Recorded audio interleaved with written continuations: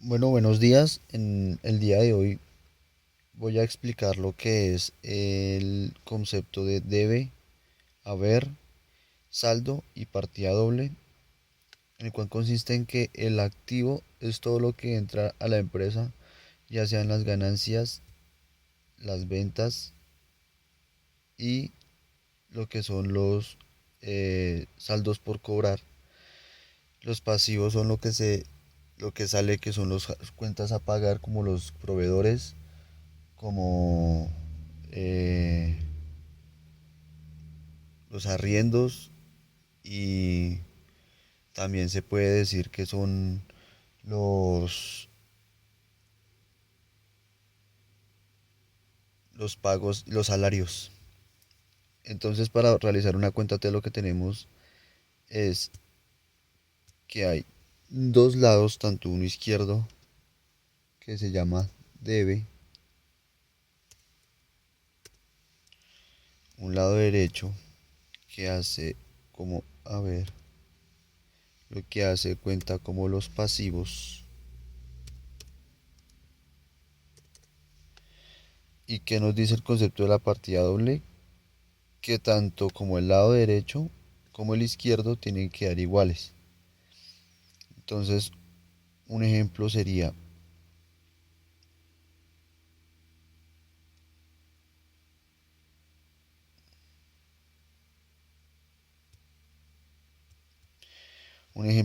que en el debe hay 100.000,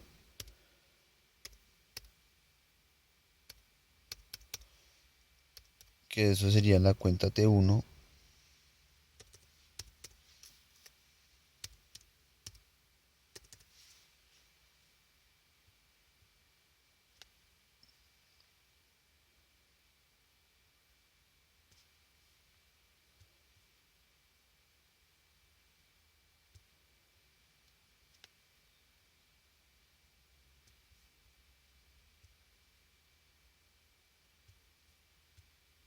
y en el haber hay otros 100.000.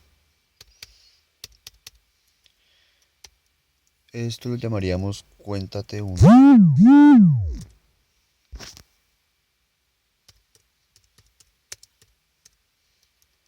Esta sería cuenta T2.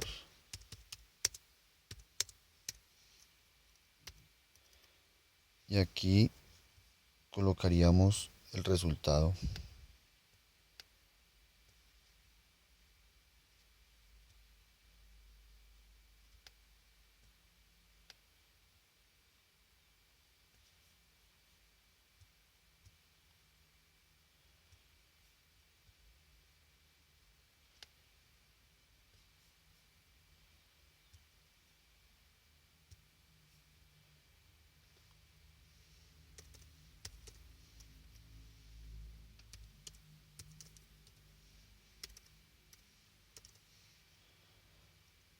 Acá colocaríamos lo que es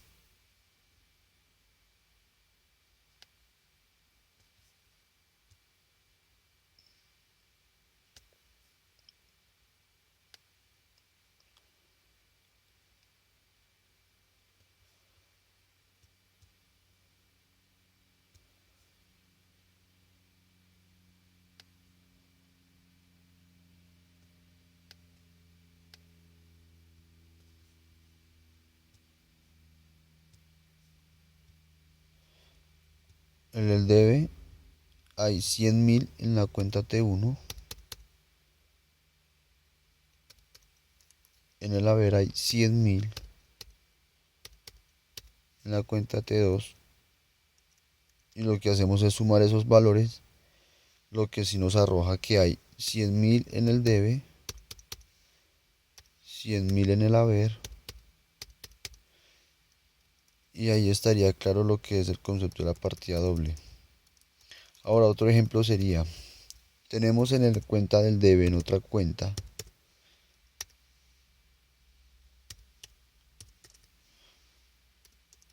hay, en el debe hay dos entradas del pasivo, del activo, dos entradas del activo,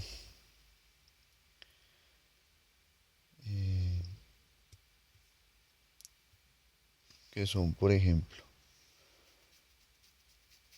las ganancias, que hay una ganancia de 50.000 y que nos deben los clientes otros 50.000.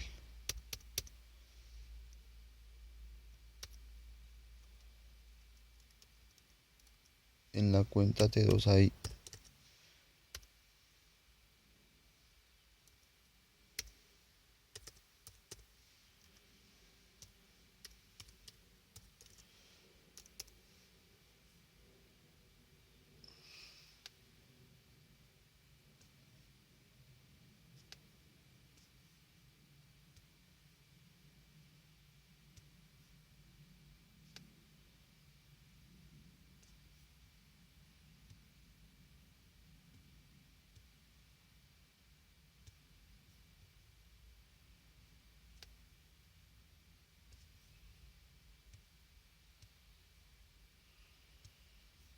y en el haber se ve que los pagos a los proveedores son de 100.000. Entonces, ¿qué nos arroja el resultado?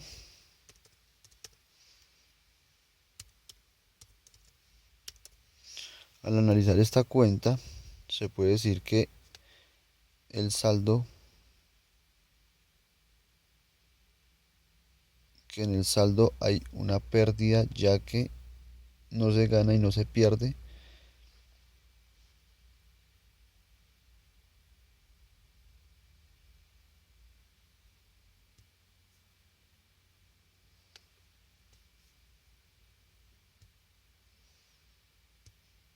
ya que tenemos que en el debe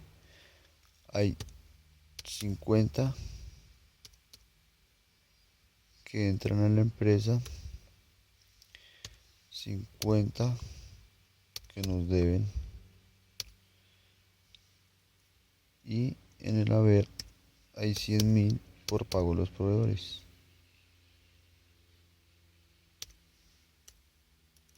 Entonces el total arroja que hay 100.000 por el parte del debe y 100.000 por parte del haber. Eso sería el concepto de la partida doble. Otro ejemplo sería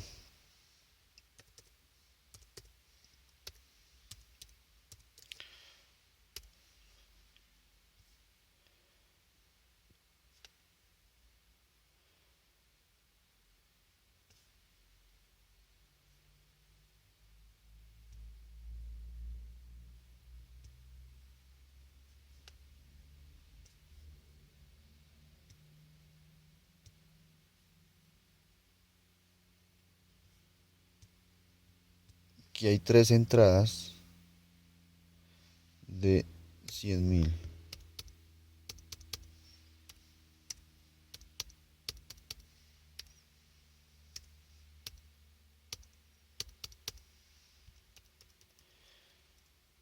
En la cuenta T2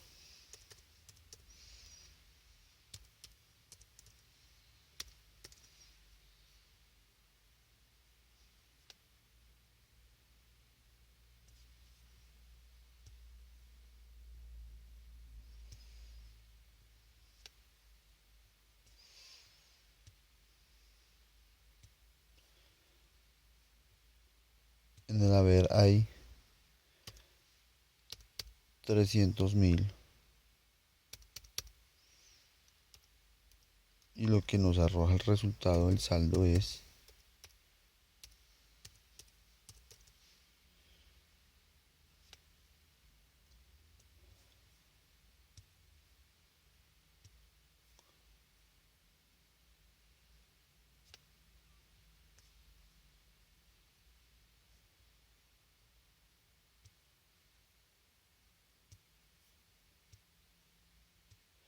que hay 100.000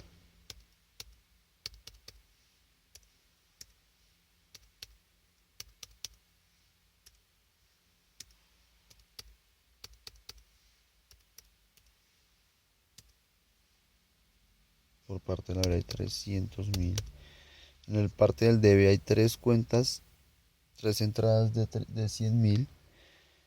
lo que nos arroja el haber que hay en el total de las cuentas del debe. Hay 300.000 y en el haber hay 300.000. Si se cumple la partida doble, ya que tanto la parte del debe es igual al haber. La clasificación de las cuentas de los pasivos y los activos, pero primero vamos a empezar con la definición de los activos, que son todos los bienes que posee una empresa, que tiene valor,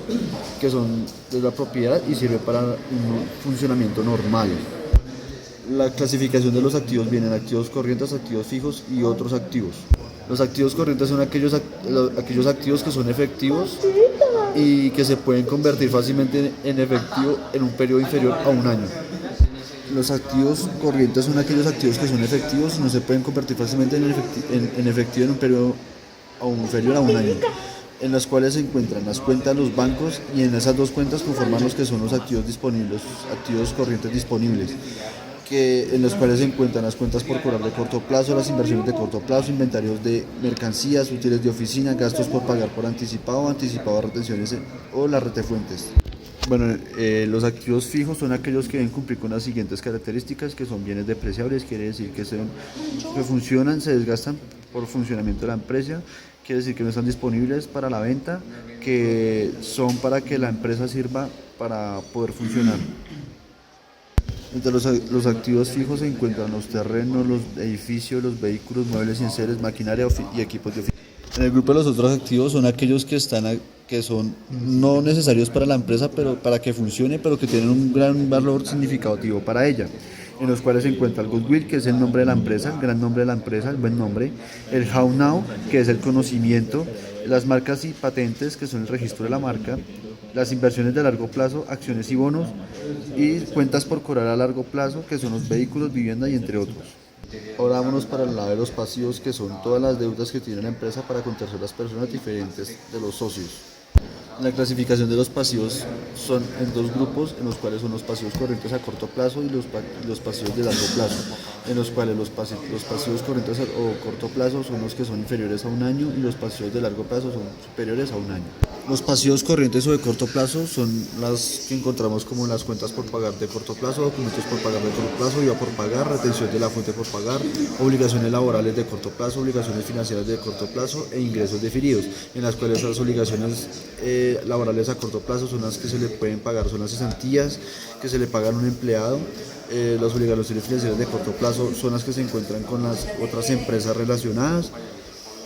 y los impuestos por pagar, entre otros. En los pasivos de largo plazo tenemos los documentos por pagar a largo plazo, obligaciones financieras de largo plazo, obligaciones laborales de largo plazo y los bonos por pagar. Por último está en el grupo de los patrimonios, que son todas las deudas que tiene la empresa para con segundas personas, es decir, los socios. En el último grupo tenemos las cuentas del patrimonio, que vienen capital o acciones, en las cuales tenemos que el capital es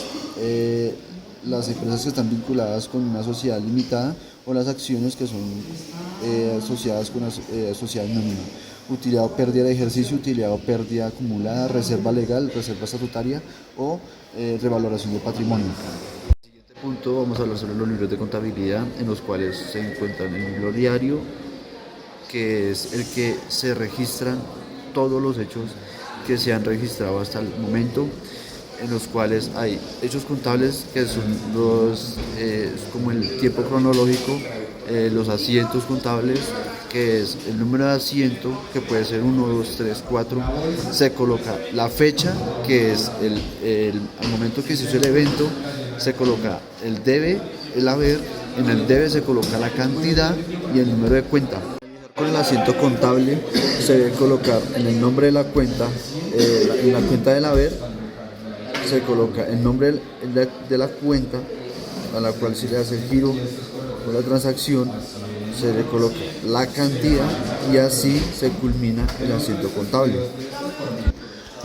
Como bien se sabe, en la contabilidad hay dos clases de libros, en los cuales se encuentra el libro mayor y el libro menor, que es el que se expuso que fue el que se dijo en lo dicho anterior. En el libro diario se registran todo lo que se hace diario y el día a día en la empresa. En el libro mayor se cuentan lo que son los que son los pagos, los transportes, los proveedores a largo plazo. Entonces, tenemos, si en una cuenta se colocan 10 millones de pesos para el subsidio de transporte de todos los empleados, en el libro mayor debe aparecer en el debe los 10 millones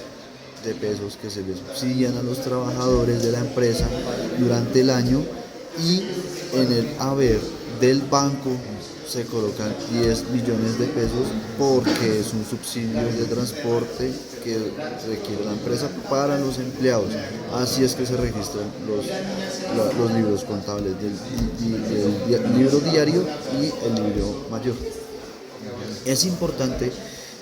tener los libros, tener una organización que son todas las cuentas, para que así en la empresa se registren tanto las pérdidas como las ganancias, y una organización y se organizan los datos